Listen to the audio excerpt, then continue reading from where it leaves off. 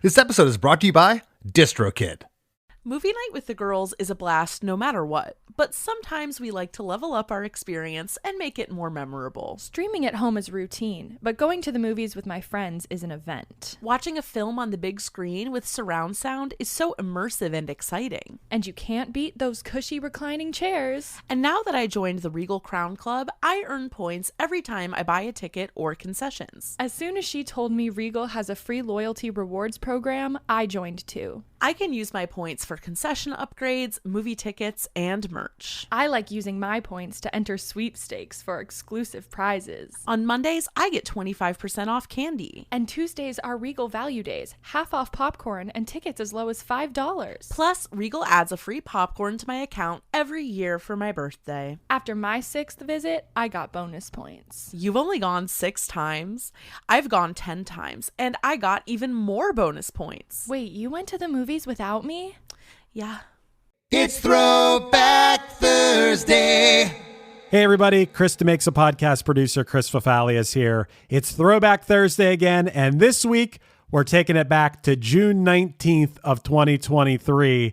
That's when we had Fat Mike on for part 2 of his 2-part episode about the writing and recording of The Decline. We got a lot of awesome feedback about these 2 episodes. And one thing that a lot of people have been asking for is the video from this episode. Well, we just put it up, the unedited video from the recording of this episode. We put it up on our Patreon at chrisdemakes.com. We put it up for free. So just head to chrisdemakes.com and anyone can go see it. And while you're there, maybe you'll consider signing up for our Patreon, which has tons of episodes of the after party, and we're adding lots of unedited video of episode recordings and all kinds of stuff. We're really trying to make the Patreon awesome. So if you want to go check that out, it's at chrisdemakes.com. Go check out the Fat Mike video. But right now, you can check out the audio version, the edited audio version of part 2 with Fat Mike discussing The Decline. So here we go. Enjoy. Previously on Chris DeMakes a Podcast. I wanted to make a song that touched people and was more than, I mean, we don't have a lot of funny songs, but more than just a good song. It was my essay on society. When did you have time and how did you construct this? I try to go by the Stephen King rule of thumb, which is try to write something every day. Punk rock it's absurdity. And I live an absurd life. And every time I go out anywhere, I self-deprecate to make someone laugh. The whole song is about how ignorant and uncaring Americans are. Sarah fled. Thought process gone. She left her answering machine on. The greeting left spoken sincere. Messages no one will ever hear. Who's Sarah? It's someone getting shot in the head at a protest. And your serotonin, you're shot in the head, serotonin's gone. Oh my gosh. Your thought process is gone because you're dead. And the message left was the sign they were holding.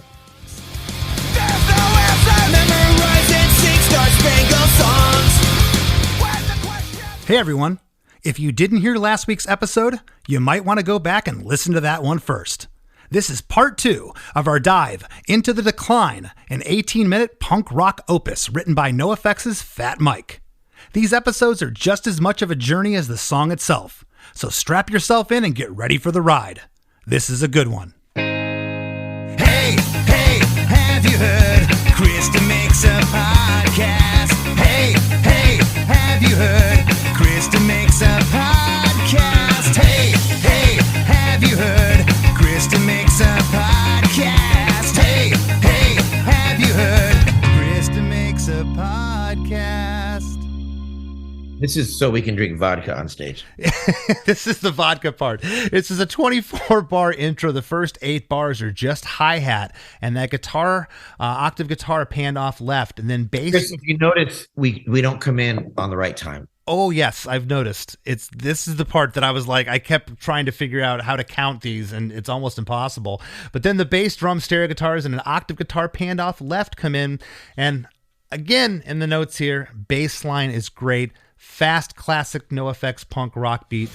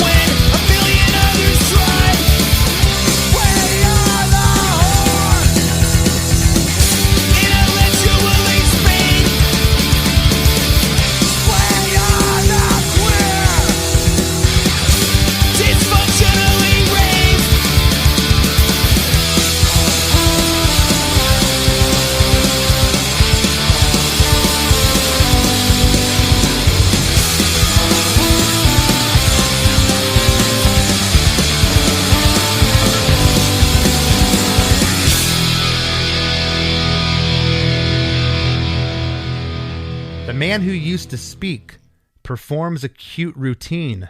Feel a little patronized. Don't feel bad. They found a way inside your head. And on the first 3 lines here, the drums go to a tom shuffle with the bass and a clean arpeggiated guitar panned off right. On the line, feeling a little patronized, there's a pick slide left and right. Drums, bass, and stereo guitars are back in. Don't feel bad. They found a way inside your head. On the don't feel bad, that's a held out harmony on bad. It's great. And you feel a bit misled. It's not that they don't care. Yeah. And then the next section mimics the section we just talked about in terms of the first couple lines here. It's just the drums go to a shuffle beat with a clean arpeggiated guitar. The televisions put a thought inside your head, like a Barry Manilow jingle. There's Barry. I'd like to teach the world to sing in perfect harmony. A symphonic blank stare. Yeah. It doesn't make you care. Make you care. Let me, before I forget, sure. That's kind of from the movie Brazil.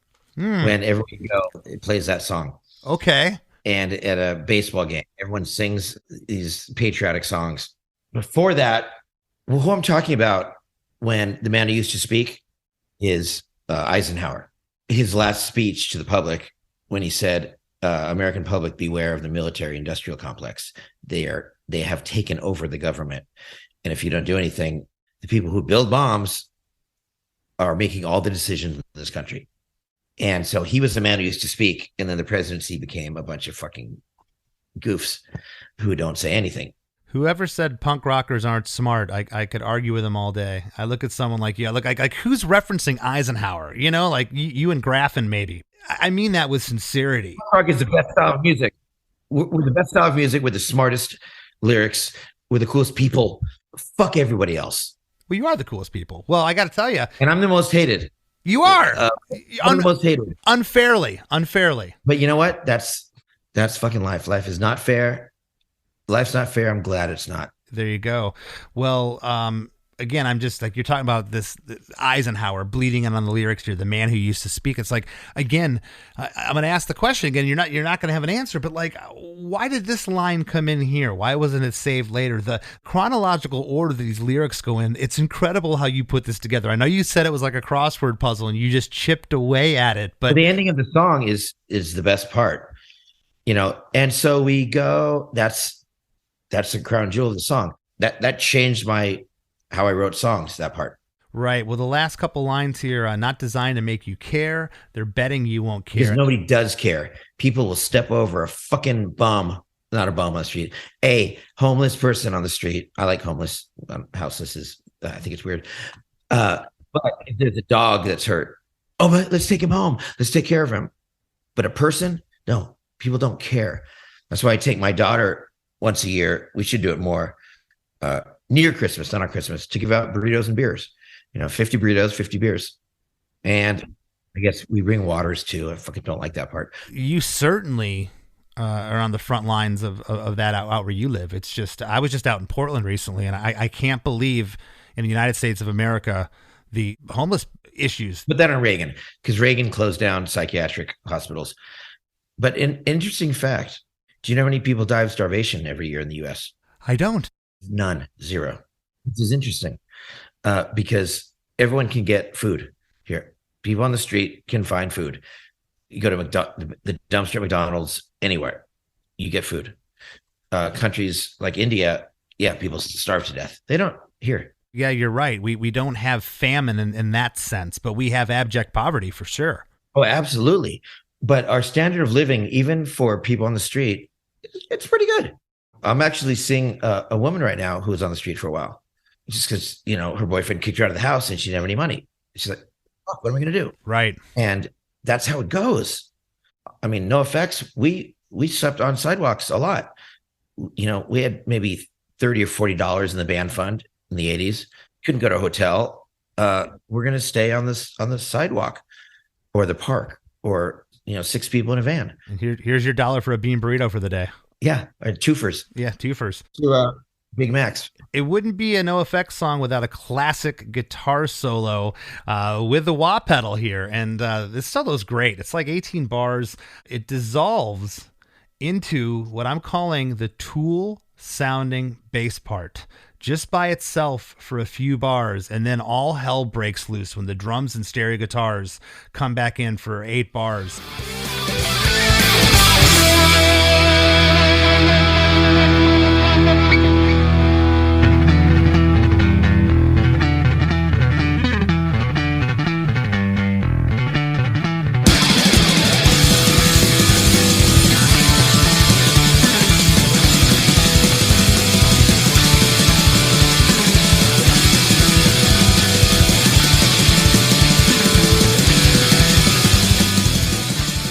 How did this part come about? That bass line is just so jumpy, and it's weird. It's weird. It reminds me of something Tool or a Perfect Circle would do. And I can't play it unless I put the bass on my leg. I don't know. I just came up with it. It's reminiscent of the death of John Smith and S&M Airlines. Once again, it's an upstroke thing. Here's another question. You said these were just a combination of riffs that you had that just, you ended up building into this song. You put all the pieces of the puzzle. But were any of these riffs hanging out for 6, 7, 8 years? Like this bass thing. When did you come up with that? I don't know, but these riffs were like 2 to 4 years of riffs. Stuff that maybe, like you said, didn't make Punk and Drublic, didn't make So Long and Thanks for the Shoes. Because riffs are like, what do you do with riffs? It was the RKL in me. Yeah, you want to write riffs, but riffs don't make a great song. Yeah, you got to have something else there. Well, the lyric after this part, which again might be one of my favorite parts of the songs, when these drums come in and the snare stuff and the cymbals that Smelly's doing, It's chaotic. It's like everything I've ever loved about punk rock, but it's chaotic but musical. If that makes sense. It works. And the next lyric is, place a wager on your greed, a wager on your pride. Why try to beat them when a million others tried? Drums, bass, stereo guitars are here. That classic NOFX fast beat. It's hauling butt here. And then the next 4 lines, again, what's going on here with the mix and how you guys just put this all together. I love, it says, we are the whore. And that sounds like Melvin with a distorted vocal there, panned off left. The band is halftime here. Intellectually spayed. That's you, Mike, saying that. That's double timed. We are the queer. That's Melvin. Band is back halftime. Dysfunctionally raised. Back to the double time. And then we get the trombone hook for 8 bars again with the full band. Then 4 bars of stereo guitars ringing out before I'm going to go into the next section. And you know what I had to do? Again, heard this song how many times? I had to actually rewind and go back and go, is this trombone part in the same key every time? And it is. Whether you edit this or not, here's my little rant. Rant away. I've been married to a sex worker. I hang out with sex workers, and ever since fucking Punk and Drublic, ever since SM Airlines, I've been a true feminist, someone who believes that a woman can do what they want with their body. I was with this organization, this pro-abortion organization, and then I realized, oh, you guys are against porn and sex workers. Well, yeah, we're for women's rights. It drives me crazy. It also drives me crazy how coal miners or people who work retail, you look down on sex workers. If you do PT or massage or reflexology or sing in a band or anything entertaining or fuck dudes or strip, we entertain people. We pretend to be happy. This is great. And we bring pleasure to people. What a great profession. Bring pleasure to lonely people or unhappy people. That's what we do as in a band. We bring pleasure to people, and we don't always want to go on stage, do we, Chris? No. We feel like shit, but I'm going to go on stage to make these people happy. We're all fucking whores. It's just how it is. I ruined my body by, doing drugs and alcohol just to get on stage because I don't feel like it anymore. And judging people, I can't fucking stand it. And we're all queers too. Not all. There's some weird normal heterosexual people that don't experiment or that have, I'm not gonna do that. No finger in my ass. Well, okay, a finger's pretty good. I like when a chick puts a finger in my ass, but you wouldn't want a cock in your ass, would you? Well, no, it's fucking weird. I couldn't take a cock in my ass. How big is your shit, dude? In the morning, doesn't it feel good when you take a big shit? Would you be happy taking a finger-sized shit? No, you wouldn't. It would feel weird, like you're a rabbit with diarrhea. Are we still talking about the decline? Yeah, I told you it's a little rant because we're queer. We're all queers and we're all whores. We're not all queers. And we're not all whores, but a lot of us fucking are. Yeah, I don't want to go out there sometimes. I'm human. I had a bad day, but I have a job to do and you go out and do it. But, and there have been times. The job is to pretend that you're stoked. Yes. And that's a lot more difficult now than it was when I was younger. Like retail. Hi, let me put this shoe on your foot. Would you like these? These are great on you. We have to do that. Mm-hmm. And that's okay. We have the best job in the world, but we all do this to please people like strippers, prostitutes, porn stars. We're in the business of making people happy. And what a great profession. Yeah, no, for sure. Well, the next section's 10 minutes and 57 seconds to 14 minutes and 50 seconds. And I'm calling this passage 5. It sounds like noise with interference on a bass with like mini explosions panned left and right. That noise. Yeah, that noise. What is that? It sounds almost like a submarine under the sea. Like I'm getting Jacques Cousteau vibes from it or something too. It's very strange. I'm trying to figure out what this was. I don't remember exactly. It was either a gunshot that we slowed down or a snare hit that we slowed down. It is so cool. And this is joined by a single eighth note guitar panned off right for 39 seconds. Then the drums, a hi-hat, a snare like side stick shot, and a kick drum join the party for 8 bars before the vocals begin.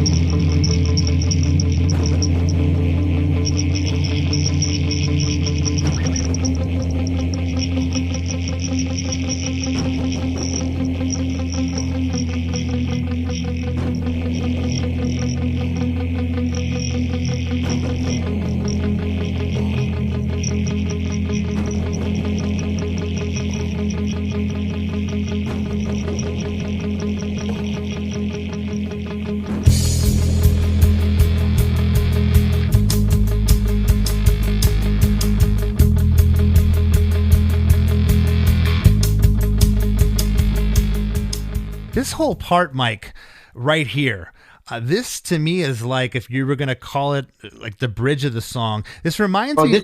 This is the vodka drinking part. Yeah, this makes more sense with that. Yeah. This whole part reminded me of 3/4 through an action adventure movie. After a ton of twists and turns, you hit the part where you have to let the viewer catch their breath before the finale at the end of the movie. Whether the finale is good and everyone goes home happy or it's sad, this is the part where it kind of like mellows out here. You're calling it the vodka part. It's the part where Robert Shaw is talking about the shark bites in Jaws. You know the thing about a shark, he's got lifeless eyes, black eyes, like a doll's eyes. When he comes at you, he doesn't seem to be living until he bites you, and those black eyes roll over white, and then you hear that terrible high-pitched screaming. The ocean turns red, and in spite of all the pounding and the hollering, they all come in and they rip you to pieces. Exactly. It's the calm before the storm, and I love. And I think this is Melvin doing this high part. One more pill to kill the pain. Is he singing with you there? Yeah. It's an octave, which we don't do very often. No, I know. It's up an octave. It's not a harmony. One more pill to kill the pain. One more pill to kill the pain. One more pill to kill the pain. Living through conformity. One more pill to kill the pain. That's said 3 times. And then living through conformity. There's some really cool distorted guitar swells panned off left for this whole part. And killer note choice on the third pain. We got a major. Yeah, it is. It's very cool. Then there's 8 bars of the same instrumentation, no vocals. So it's kind of just simmering along. And then again, Melvin on the octave part here with you. One more prayer to keep me safe. One more prayer to keep us warm. One more prayer to keep us safe. There's going to be a better place. And better place, Melvin screams that.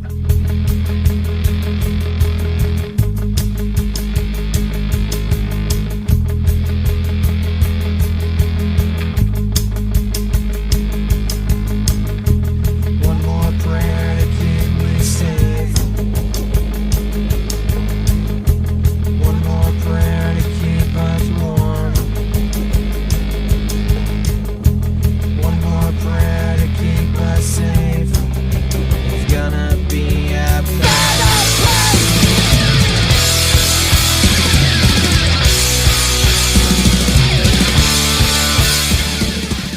Got to be a better place. Well, it's the same thing. Religion, there's going to be a better place. And don't talk back. Don't say anything. Don't stick your neck out, which is what I've done a lot in my career. And it doesn't help your life. I got to ask you, do you remember rewriting stuff for this, like at this stage? You're in the studio and like you're singing this part. I don't want to forget about this. We were one day away from pressing all the CDs, and I came into Fat Records and I told Jeff, our label manager, then I go, stop I don't know if it's been pressed or not, but stop it. He said, what do you mean? I'm going to make changes to the song. And this guy, Jeff Spiegel, he yelled at me. Probably had a heart attack.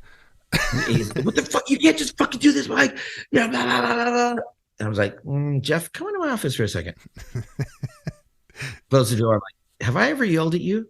He's like, no, you just yelled at me, your boss, in front of everyone because I wanted to make my band's record better. What the fuck do you care? And at that point, I changed chords at the beginning of the song, changed some chords in the middle, and I added all the horns and the marching and the bell and everything at the ending. I put in all those instruments because it was just guitar before that. Right. And what a better song it is with all those additions. Oh, it needs it, especially at the end, because the last 3 minutes are just this thing you're going. So, yeah, I call our distributors and say, yeah, so it's late. Whatever. This is important. I'm getting yelled at for that. Do you still work with this guy or no? Move to Belize. There you go. Belize brutality. Belize brutality. The band kicks in on a new instrumental part for a few measures. That's why that part is so soft. When it comes in, it comes in. Oh yeah. No, this next part it does come in, and you get this like this Melvin, like he's, I don't know, like Mel yell. Yeah, it's the Mel yell. Yeah, like he's, yeah. Like he's going bungee jumping for the first time. It's just like this. It's like losing his mind for a second. Gonna be a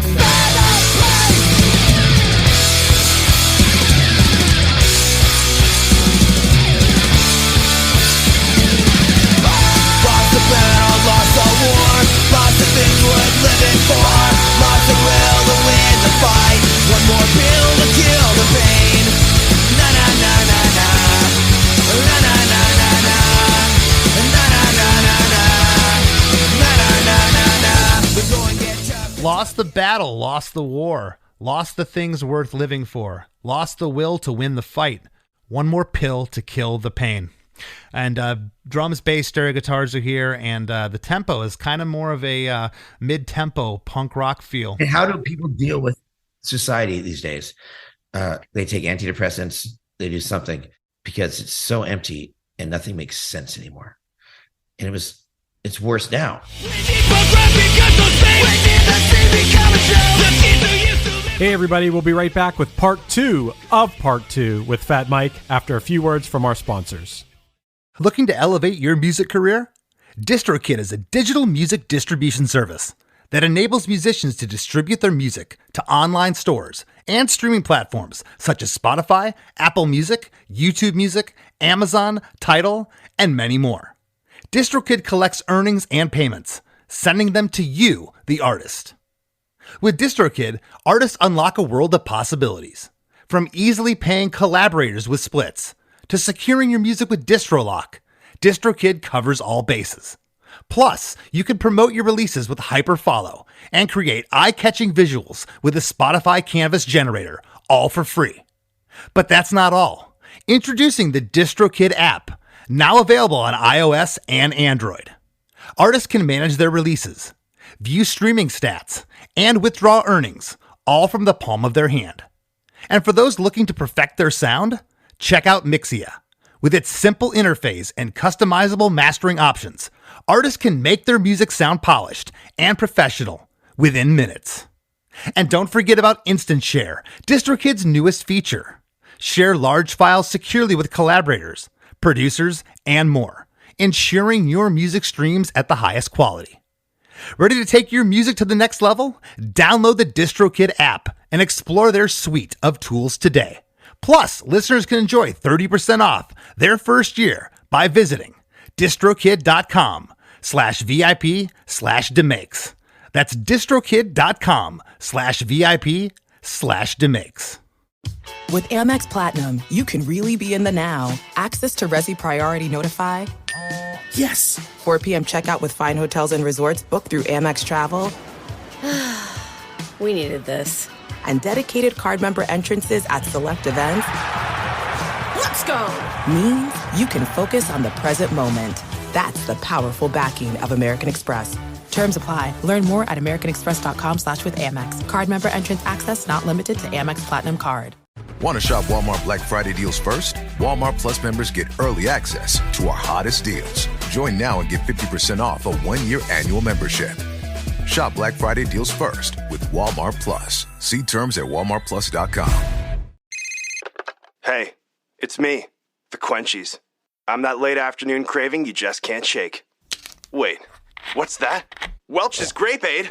No! Made with real fruit and no added sugar, nothing answers the call of the Quenchies like Grape Aid. Got the Quenchies? Grab a Grape Aid in your juice aisle. This episode is brought to you by Etsy. Oh. Hear that? Okay, thank you. Etsy knows these aren't the sounds of holiday gifting. Well, not the ones you're hoping for.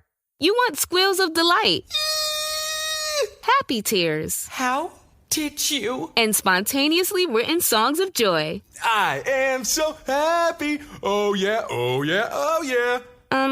Okay, the song needs a bit of work, but anyway, to get those reactions, make sure everyone on your list feels heard with handmade, handpicked, and designed gifts from small shops on Etsy. Gifts like personalized jewelry, custom artwork, cozy style items, vintage pieces, and home decor to celebrate all of your favorite people and their specific kind of special. For original gifts that say, I get you, Etsy has it.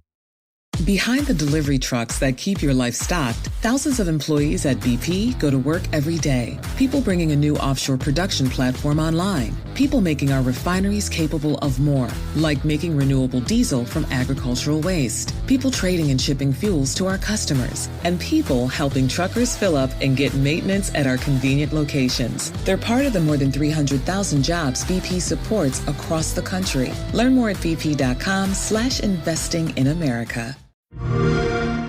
Way to eat a tea. You're listening to an app at PC Game Pass. Want new games on day one like Indiana Jones and the Great Circle? How about living out your Sims life with EA Play? We're talking high quality PC games all for one low monthly price. We got you. Learn more at xbox.com/PC Game Pass or click the banner. Indiana Jones and the Great Circle available December 9th, 2024. Game catalog varies by region and over time. Okay, that's the ad. You can go back to doing whatever you were doing now. Time to move? Skip the hassles of selling during the holiday season and sell your home directly to Opendoor. Request an all-cash offer in minutes, close, and get paid in days. You can even pick your close date so you can move after New Year's. Start your move at Opendoor.com or download the Opendoor app. Opendoor is represented by Opendoor Brokerage Inc., license 02061130 in California, and Opendoor Brokerage LLC in its other markets. Terms and conditions apply.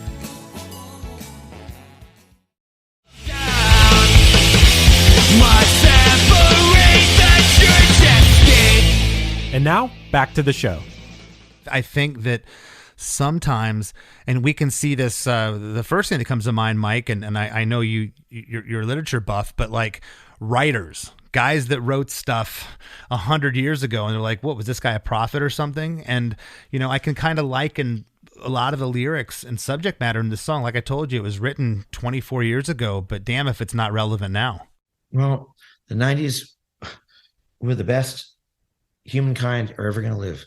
It's all downhill. You know, there was really George Bush. It's unbelievable that Al Gore lost because Bill Clinton was so fucking selfish. He had to fuck a Jewish chick when he was in office, but his wife gave him everything. Anyway, that's off point. Oh my God, here's off point too. I was with this mom the other day, and she said to me, "Oh, she doesn't like Hillary Clinton. She is a child sex trafficker." And I didn't play with her anymore. I'm like, I gotta go because I'm not gonna trust my life with a woman who believes. That's your criteria from walking away from a dominatrix. Well, I mean, come on. Yeah. You know, you're supposed to be a feminist or a female supremacist even.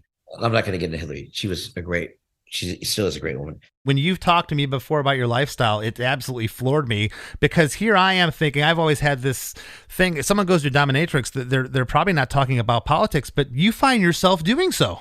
Well, if you're going to be with a woman that is going to fucking take your breath away with a plastic bag and beat the shit out of you, and you're locked to a bed, you got to know she's not crazy. Even though, let me tell you, Chris, you're all crazy.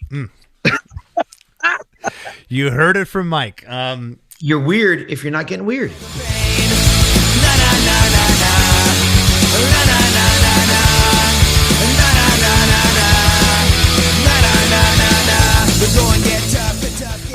Na na na la. Yeah. Na na na na Okay. na. I played this song for Jeff Abarta at Epitaph. Mm-hmm. One of the first people to hear it. And I go, I want to know what he thought. He goes, I don't understand the na-na-na part. So political, and you go to na-na-nas.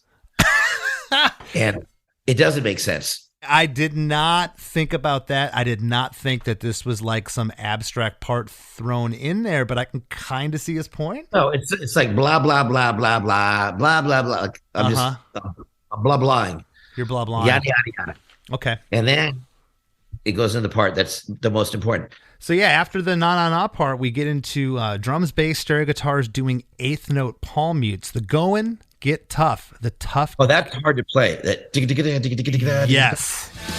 The going get tough, the tough get dead. Don't pay attention, pay the rent. Next of kin, pay for your sins. A little faith should keep us safe.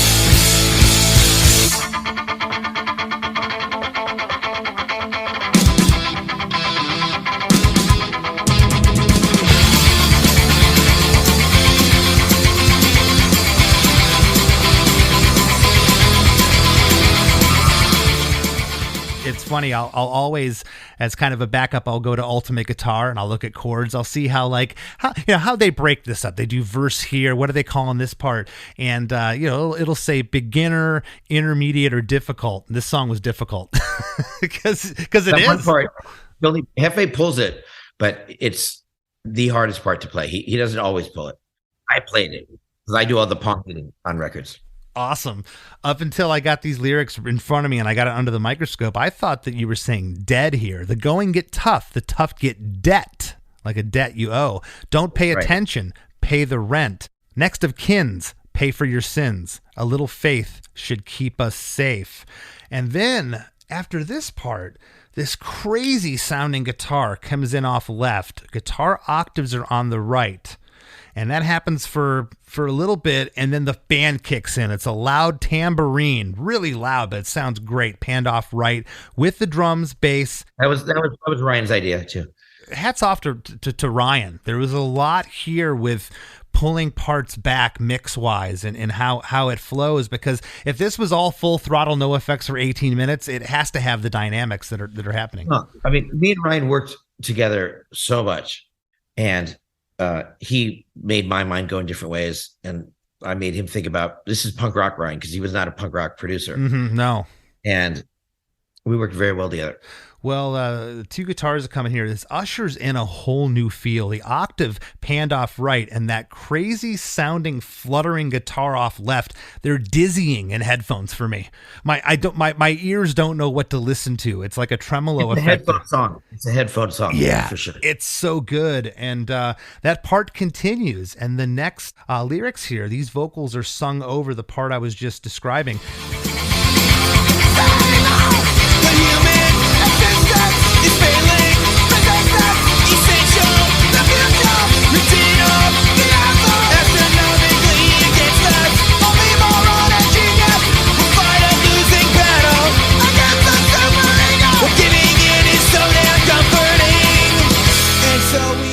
Save us, which is Melvin.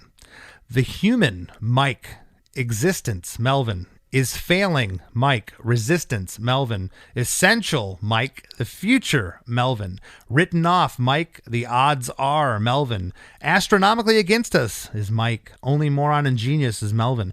Would fight a losing battle, Mike. Against the superego, Melvin. When giving in is so damn comforting, Mike. Do you remember if you sang that whole part and you decided maybe Melvin should come in here and we should trade off? Or I think I planned it that way, but just reading those lyrics to me, Yeah, it's giving in is so comforting.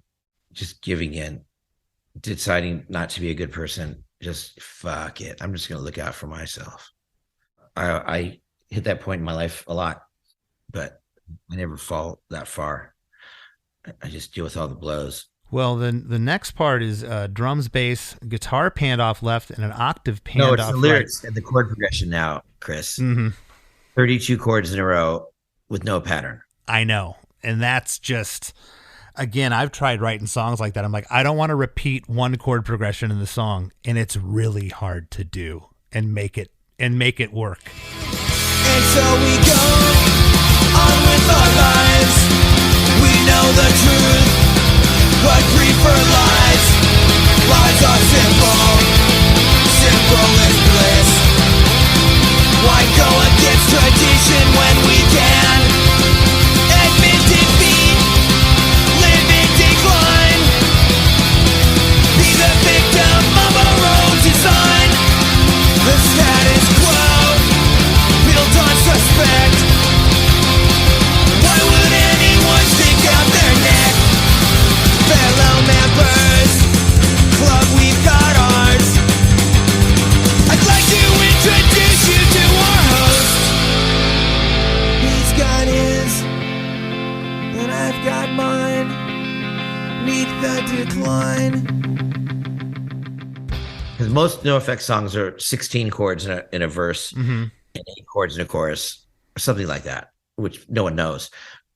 But this one it's still hard to remember. You're talking about the chord changes of sometimes they're just 2 chords, but they're played backwards the next time. And trying to rehearse this live had to be just the first time you guys did it, you had to have taken it in sections. It's just the only way. No, right? Well, the first time I told you, the first time we practiced, we're going to play it.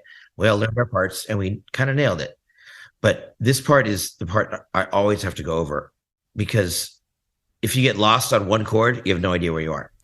For sure. Catch up. No, and I've had that happen. There's not many Less Than Jake songs, but I've had it happen with a couple of ours where I get to the bridge part. I'm like, here we go. If you mess up one chord, you're screwed. Yeah. And lyrically, we don't do choruses. And especially this song. Yeah. So I know. If you forget one line, you're lost. Well, we got this classic fast punk beat here again. Drums, bass, guitar panned off left, and octave right. When all the feel comes into me, this is the heart of the song. And so we go with our lives. That's heart. Mm-hmm. We know the truth, but prefer lies. Lies are simple. Simple as bliss. Another octave guitar joins us off left right here. Why go against tradition when we can? Admit defeat. Live in decline. Be the victim of our own design. Love that lyric. The status quo, built on suspect. Why would anyone stick out their neck? Fellow members club, we've got ours. I'd like to introduce you to our host. He's got his and I've got mine. Meet the decline. And on the line, I'd like to introduce you to our host. The band stops, and just a jangly guitar and vocal on the last 2 lines. He's got his and I've got mine. Meet the decline.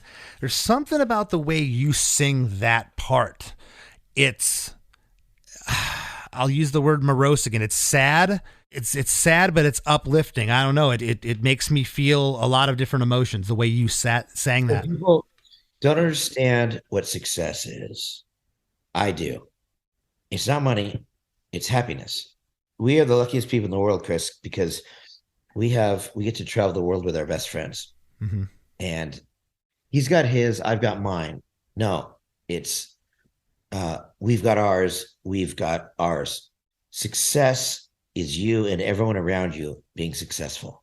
You're in a house on the top of the hill, you're not happy. People in India living on the street have community. Community is what makes you happy. That's why punk rock is so special, because we have a family. Wherever we go, we have a family. Most people have no idea what that is like. That's very profound. We know we are social creatures. I haven't met many people in my lifetime that I would consider truly happy that are loners. You know, they're loners for a reason. You know, well, we need our friends. Sometimes they let you down. Sometimes you let them down. I try not to let anyone down. I'm going through tough times in my life right now, actually. because I don't know, resentment towards me when I've never lied or cheated. I'm a different breed of person who believes in honor, and it's not working. It doesn't work to be honorable because it makes people feel weird about themselves. Well, I think that you've been definitely burned at the stake for what you just said, for being honest. You say what's on your mind, and sometimes that's gonna anger people. But if you're true to yourself, then there it is. It's not. I've been mean a little bit, but it's not being mean. It's people have to look at themselves. But like you've been on my label a lot of times, and 30 years, there's no lawsuit against Fat Records. Nothing. We're just an honest label that does our best. Yeah. Which isn't always that great, but it's it's been good for us. I have no complaints. Not personal anymore, but that's what it's all about. Yeah. I've got mine, like Tony Brummel. I've got mine. No, I want everyone around me to have theirs too. Well, this last part here, this last section is what I'm calling Passage 6. It's 14 minutes and 51 seconds until the end of the song at 18 minutes and 21 seconds. You said it earlier. I'm calling this whole last 3 minutes and change here the coda, Mike. It's one bar of palm muted guitar that's centered on bar 2, the bass. Guitar comes in with a drum buildup, and then the trombone hook comes back in. You need it. You need the trombone hook. You really do. And again, there's not many recurring themes in this song. You get the Beatles part twice. You get the trombone hook, and just it feels so good here. It's a relief. It is. That's where you get the same riff. Like, oh, I'm okay now. It's bringing me back home. And I've got mine, meet the decline.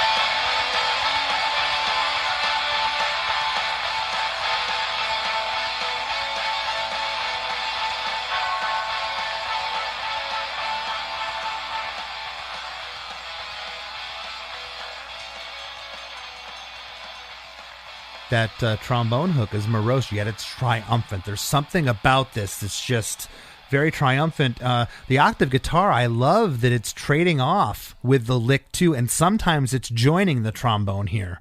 I thought that was really cool. A lot going on here, Mike. There's those noises we're talking about left and right. There's like foot stomps. Were those actual foot stomps you did in the studio, or You know where we got that from? no? What is that? From the Bullets.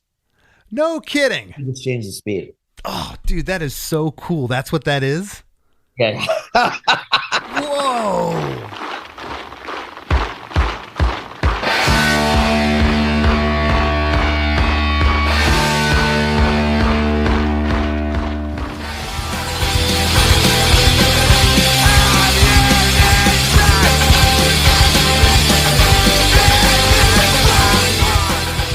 Mind blown. That is cool. There also sounds like there's some like guitar amplifier interference. You get that bell ride cymbal, ding, ding, ding, ding, that thing here. I love the bell and I love the ride cymbal. It's awesome. That's the last thing you hear in the song is the ride cymbal.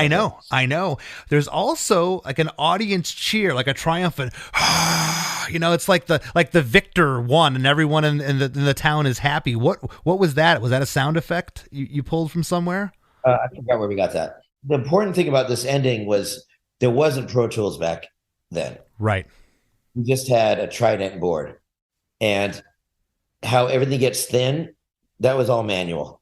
We had to make the song get thinner and more AM radio manually. What Mike's talking about there is nowadays you do everything with what we call automation. So you'll just set the computer to do whatever you want it to do. Hey, I want this guitar to pan off left here. I want the bass to drop out here and get muted.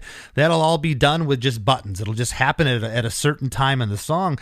What Mike's talking about, and I actually remember doing this, you may have too, probably with this particular project. We've done real flange. On the Flagwagon album, one of Derek's drum rolls, snare rolls, we did an actual flange on a 2-inch. Right. Like in time, like you had to make it work or you had to redo it again. I had to make it 2-inch and play it back, and it would sound, and you slowed it down a little bit on the 2-inch on the tape. Yeah. It was like, it took us like an hour to do one flange. These bands in the 70s, ELO, Queen, like the Beatles, they would do these productions. You'd have to have 5 or 6 hands on the board. It's like, okay, Exactly right. We need a lot of people to make this shit happen. Yeah, I'm going to turn this part down to here at this point in the song. You're going to turn this up here and whatever happens. And I love the deconstruction of the song that happens here at the end that you're describing. It hurts. When you feel at home and how big it feels, it makes you feel very empty by the end. Which was, on purpose. It felt good. And now While this is happening, at the 16-minute and 2-second mark, Melvin starts screaming. It's interesting. This is such, not to take anything away from your band, this is such your song. It's your fingerprint. This is you. This is your heartbeat. And we end the song with hearing Melvin's voice. And I thought about that today when I listened to it. I said, interesting, and that's not from like that you have an ego and you can't let somebody else sing the last song on a record. But I found that interesting that Melvin was singing here at the end and it wasn't you. I never thought about it that way. Because this song to me is so personal to you. I know it's a NOFX song, but this is like... First NOFX 7-inch, Melvin sings like half of it. We started with me and him, after like a couple of rehearsals, then we got Smelly. And he was in and out of the band for the first year or whatever. But it's always me and Mel. Right. And his voice, my voice would be, no, whining. Mm-hmm. His is desperate. His voice is desperate. His is desperate. And I think that's the perfect reason for featuring him here. The lyric is, we are the queer, we are the whore, ammunition in the class war. We are worker, we love our queen, we sacrifice, we're Soylent Green. We are the queer, we are the whore, ammunition in the class war. And Mike, while this is happening, it almost sounds like a keyboard sound comes in.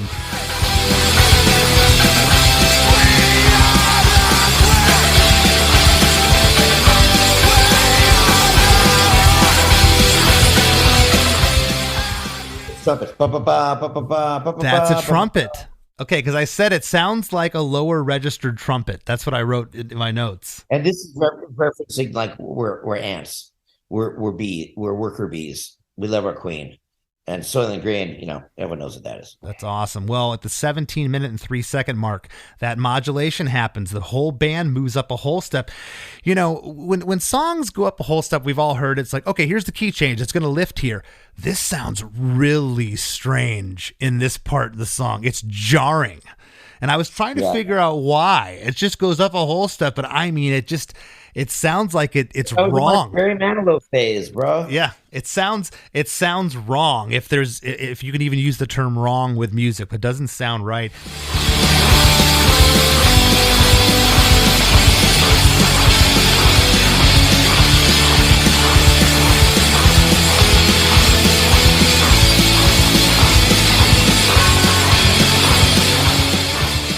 At 17 minutes and 33 seconds, this is when the whole production really starts to disintegrate and fade out. The church bells, the foot stomps, the noises, the ambient noise, the audience cheer, that cymbal overdub that Mike did, it all happens again here. And the cymbal, as you said, is one of the last things you hear. And before we wrap up, I have to ask you, you get the mix back, you work meticulously on this. Do you remember the first time you sat back and truly, at the board or wherever you were at, closed your eyes, put your head down, and listened to this thing for 18 minutes and 21 seconds, top to bottom? Chris, I don't remember that. I'm going to tonight, and I will probably cry again. It's the first time NOFX got good reviews on a record.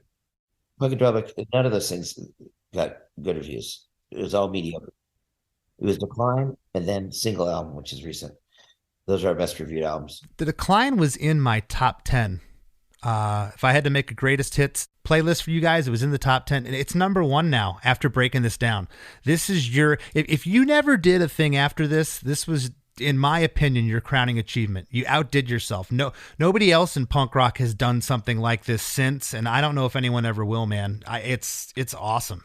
Thank you so much, Chris. I mean that all my heart, man. This was tough to comb through because I could have gotten gnarlier, and I'm like, dude, at some point I have to stop. I'm confusing myself. I can't imagine what the listeners are going to do, and we're going to break this thing up into 2 parts because there's just so much here. And before we break, anything you'd like to let the listeners know? I know we got all the Punk and Drublick shows coming up this year, and you guys are going out on a high note. Yeah, and just to make it clear, this is our last tour. It's not Black Sabbath. I'm done. This weekend I'm doing strings. I'm doing my quartets in Hollywood, and it makes my brain a lot happier. And I want to do stand-up. I want to do all kinds of stuff. I'm tired of being what a great career. I'm done. That's admirable. And dude, thank you so much for taking the time out of your day. I know you're busy as ever. Chris, you guys got to be there on the last weekend in LA.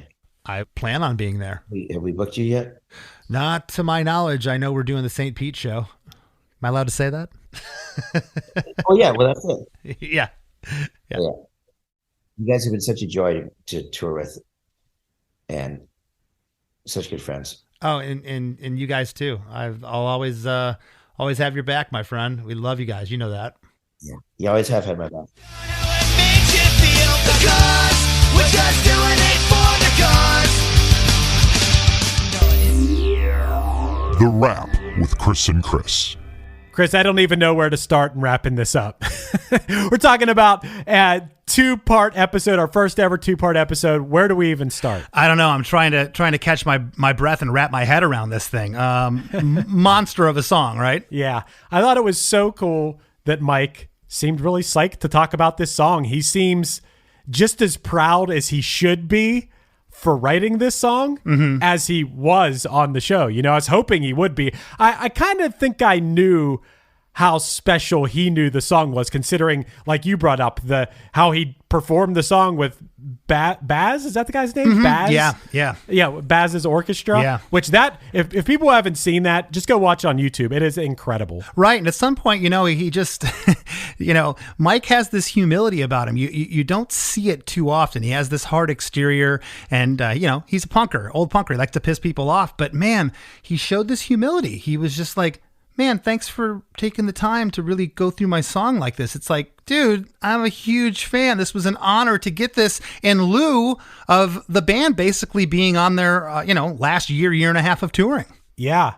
I think you really saw a side of Fat Mike in these 2 episodes that you don't usually see. You see the on-stage persona. You see the wild guy that I watched on there when they had the TV show and everything. And you saw like a side of him that, I don't know, he's a sensitive, caring, cool guy, I think. He cares about people, and you see that the guy has feelings. Yeah. He sure lets some of those out during this. I thought this was great. Well, something else we didn't talk about, Chris, and this is an interesting take. He never made a Decline Part 2. I think he's well aware of, and I'm going to use this term, I think he's well aware of the genius that was behind that song. It's a lightning in a bottle. It's a one and done thing. You try to do the sequel, it's going to be Jaws 2. It's just not going to be, it's not going to be as good. It'd be so crazy if he tried to write a sequel to this one. He wrote a sequel to Linoleum. That's last time he was on the podcast. He talked about it, but true. That would be a big undertaking, yeah. Well, and again, if I had 18 minutes in a Pro Tools or a Logic file, I was staring at it, I'd be able to, I think, make sense. Here's this part, here's that part, visually looking at it. This was done almost 25 years ago now. And we talked about it a little bit. This was just all in his head that he somehow was able to model into this 18-minute song. The parts work flawlessly together. The lyrics are brilliant. And most importantly, the lyrics are still probably more poignant today than they were when he wrote them. I love that they were able to pull it off live. He said that even the first time they played it, the first times they were playing it, they were like, oh, we pretty much nailed it. That's pretty impressive. There's a lot of stuff to remember in this one. There is. And literally you'd have to take it like, it'd be like the first 5 or 6 songs on a Punchline set list, or Less Than Jake's set. It's like, okay, we're going to play 6 songs in a row and just figure out what I did 6 passages here. Just go, hey, I'm going to do cut these into songs and make it more palatable. Because otherwise how could you, do it from memory? You'd get lost. I mean, there's a lot of things he said in this episode. Once again, I wouldn't even know where to start, but I really like what he said about success. That success is when all the people around you, your friends, the people that you care about are also successful. You're all successful together. Not being just that one successful person on the hill. Who wants to be that? What fun is that? Mm-hmm. It's like you want everyone around you as a community to be successful. I love that. Did you love the Decline when you first heard it? Because I remember being overwhelmed by it. It feels like it was pretty much an instant classic amongst my friends. I mean, and that really came out in the height of, I don't know, maybe it was a few years after. I mean, once again, Punkin' Drublic is what really cemented my love for NOFX as a young, impressionable teenager. Not only is that album amazing, but it also came out right at the time where I'm 12, 13 years old, first finding out about punk rock. And this was only 5 years later after that, 5 or 6 years later after that. Yeah. So it was really, really still, I mean, not that I don't still love punk rock, but over the years, I think my tastes have really diverged in a lot of different directions. But at the time, punk rock was everything to me. Right. So yeah. Well, and Mike, I talked about modeling this after that Subhumans track, and I've heard the Subhumans song, no disrespect to it. The Decline's just a different animal. It just is. And nobody has been really, to me, that ambitious in punk rock. I mean, the thought of an 18-minute song, and I mentioned to Mike, that was, bloated Grateful Dead 70s dinosaur music stuff, Iron Maiden stuff. You just, as a punker, you didn't do it. So for him to stick his neck out there and do this, it was a gamble, but man, did it work. And to a certain extent, this is like a really wild journey ride of a song. It's like a bunch of different songs, as opposed to like something like a Grateful Dead song that goes on and kind of sounds the same throughout the whole thing, So yeah, I don't know. It's easily one of the greatest punk rock songs ever written, I think, in my opinion. Yeah, I totally love it. And I know Mike's proud of it. As you said, he got the orchestra to do it. And he keeps talking about the song because people want to know about it. And hopefully, I'm just so excited that we got the breakdown in this way on our show to share with everybody. Also considering the fact that the band, I do believe that they're done full touring. I think maybe a show here or there, but I really think they're done. Yeah. I think he sounds pretty legit in that, and realizing, like we talk about it sometimes, Chris, the bands that break up and get back together just to be able to sell more expensive tickets or whatever because we're coming back, it's our reunion. And I think that Fat Mike realizes that that's not really that cool. And hey man, if you're interested in other things, that's cool. I mean, what a career. He's had a crazy ass career. Yeah, he has. He's had a career that he's done his way. And as I said at the top of part one to him, one of the, if not the most improved band in a span of like 5 years. Like where did this come from? This, I listened to your band. I know what you sounded like 5 years prior, and all of a sudden you release something like this. It's absolutely incredible. And Chris, we ran a marathon here with these 2 episodes. Everyone out there, we got a supporting cast. If you want to check it out, it's chrisdemakes.com. You can go over there and get some bonus episodes from us. Don't want to bore you too much with all the plugs here. And yeah, I don't know. What else can we say? I don't know. NOFX is awesome. I love that they have been at it this long and been such an inspiration and an influence on everybody that I know that plays music, and I'm sad to see him go, but I'll be listening to him forever. Absolutely. Want to thank last week's guest and this week's guest, Fat Mike, for sitting in with us, and we'll see you next week. Do you like to laugh, geek out on music, and learn all about that band or artist who had that one song back in the day but then seemed to fall off the face of the earth? If so, you need to subscribe to One Hit Thunder. Together with an array of interesting and hilarious guests, we do a weekly dive into one-hit wonders like Eiffel 65's Blue, Krayshawn's Gucci Gucci, EMF's Unbelievable, Delamitri's Roll to Me, Los Del Rio's Macarena, Musical Youth's Pass to Dutchie, and even Patrick Swayze's She's Like the Wind. So are you subscribed to One Hit Thunder or what? As Desiree would say, you gotta be. And as K7 would encourage, you gotta come, baby, come and join in on the fun of the One Hit Thunder podcast. Come, baby, come, baby, baby, come, come. Baby, come, baby, baby, come. What makes a song a smash on the charts? Is it talent? Luck? Timing? Well, as chart analyst and pop critic Chris Molanphy would say, it's all that and more. Chris hosts Hit Parade, a podcast from Slate, where he tells tales from more than a half century of pop chart history. Through storytelling, trivia, and song snippets, he dissects how the artists you love or hate dominated the airwaves and shaped your memories forever. He's explained why Steely Dan is yacht rock and Jimmy Buffett isn't, why girl groups dominated the early 60s and boy bands the late 90s, how the members of disco band Chic wrote a bass line that launched hip-hop, how Taylor Swift pivoted from country to pop, how Sam Cooke invented soul and James Brown invented funk, and what exactly a one-hit wonder is, and whether the band Aha is a one-hit wonder. I think you'd really like it. So for tales of the hits from coast to coast, make sure to follow Hit Parade wherever you get your podcasts.